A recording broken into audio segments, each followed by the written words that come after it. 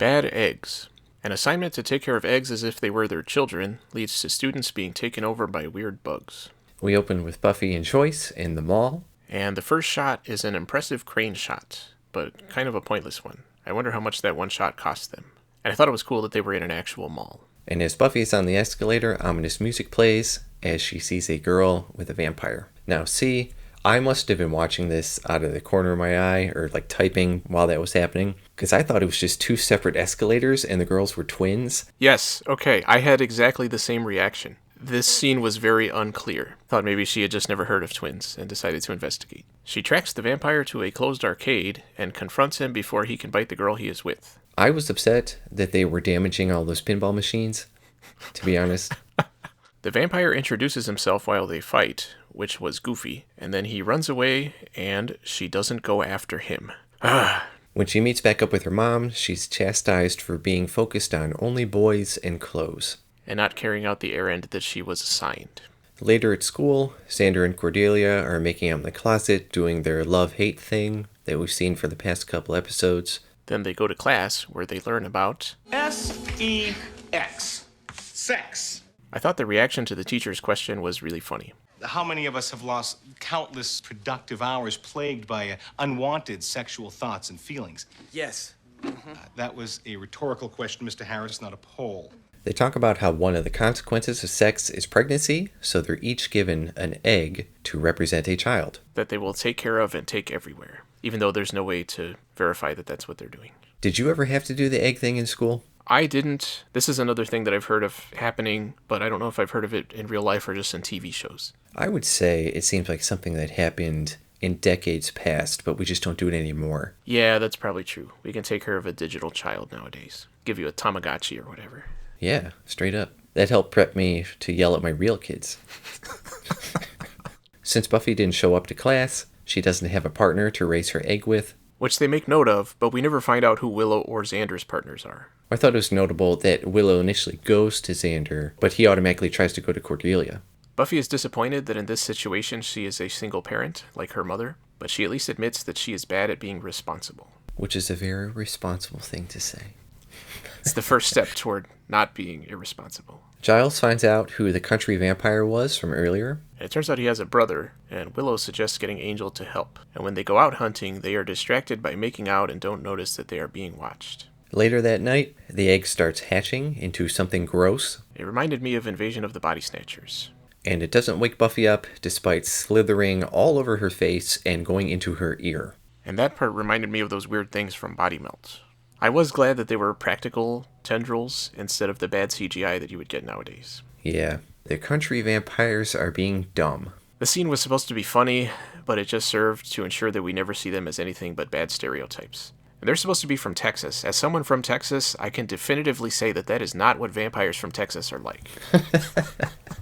The next morning, Buffy wakes up, and the egg is intact again. They never explain that. And we get another fancy camera shot when Giles is visited by the gang in the library. Buffy and Willow are sluggish, while Xander has boiled his child. Cordelia pops in to tell them that their health teacher is missing, which doesn't seem to bother anyone, and Xander goes off to make out with her in a closet again. Did they ever explain why Buffy and Willow were so sluggish? It was because their energy was being sucked out by the bugs. So that's what was happening, was sucking out their energy? I guess. I mean, yeah, some more unanswered questions. Because when that scene happened the first time, I thought it was going to, go into her ear or something, and be inside her body completely. Who the hell knows? This can be like the Wrath of Khan. Maybe she'd get some good Chekhov screams in there.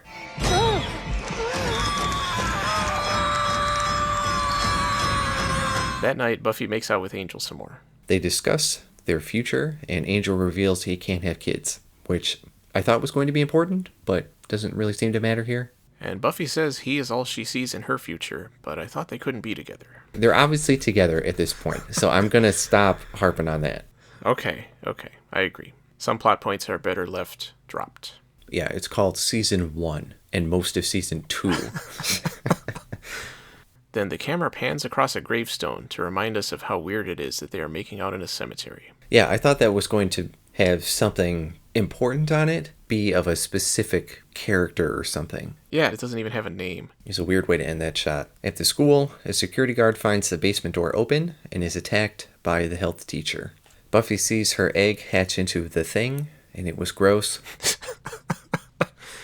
She plays cat and mouse with it for a while, and when it was running around, it reminded me of the movie Ticks. Made me think of Conspiracy from Star Trek. Shameless plug. She finally kills the creature and calls Willow to warn her, but Willow says her egg is fine. Then she hangs up, and we see that she is now a pod person. So her egg was totally broken and purple now. Was it going to be intact the next day? How does the creature make the egg intact again after it breaks it? Joyce comes in, wonders why Buffy is dressed to go out so late, and she grounds her in a very cool scene transition. You are grounded for the rest of your natural life. Which means no after-school socializing, no Brahms, no nothing. She tells her to stay at the library after school until she picks her up at 5:30. How long is she going without eating? Like 6 hours? I can barely make it through this recording. Buffy asks around, and Cordelia said nothing has happened, and Xander is in the process of prepping his child for consumption. But when he breaks it open, he finds it unpalatable. And we see Willow's puppet master's alien on her back. They go to the science lab, where anyone could walk in at any time and put the bug on the table. They're prepping to dissect it when Cordelia's egg starts hatching. And she and Willow knock out Buffy and Xander. The body snatch students grab tools and head to the tunnel in the basement, while dramatic music plays, which really loses its impact because the scene goes on for way too long.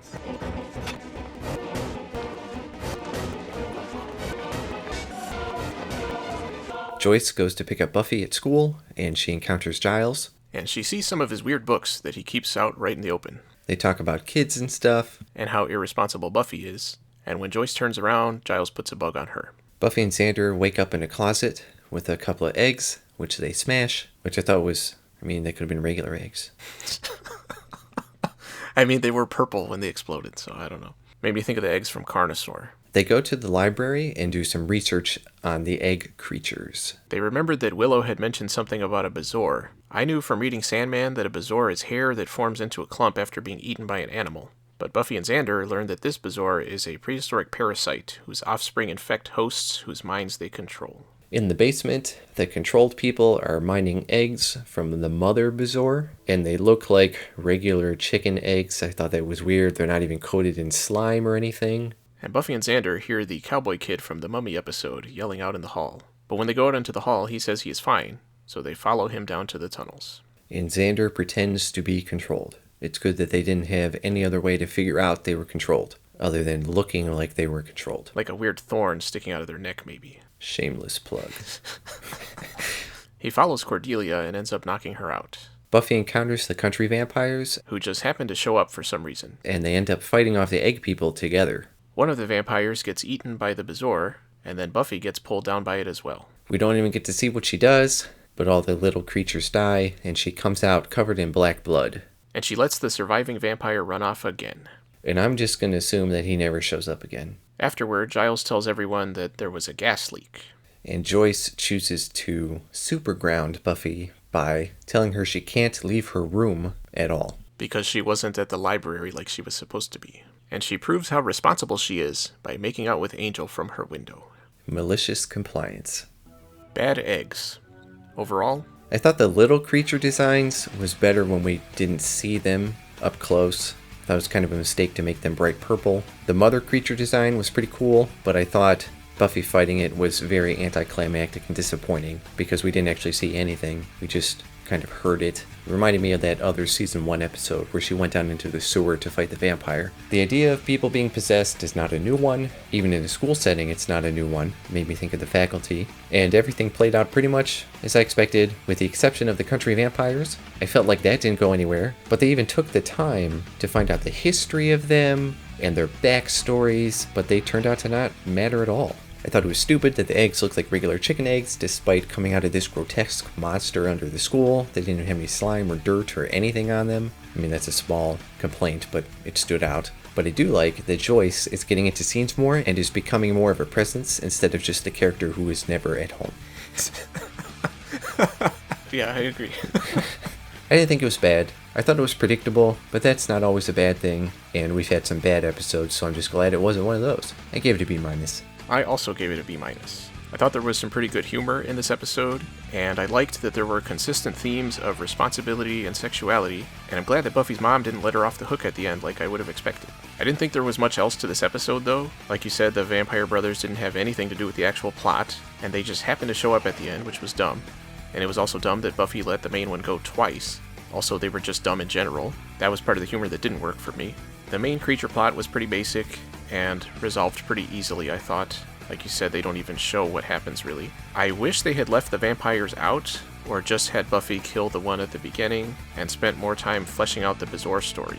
I thought it would have been cool if one of the possessed people had spoken to Buffy on its behalf, and made it more of a character that way instead of mostly just a background threat. That also could have made it creepier. As it wasn't a bad episode, and I thought that the themes were handled surprisingly well. I just wish the story itself had more substance to it.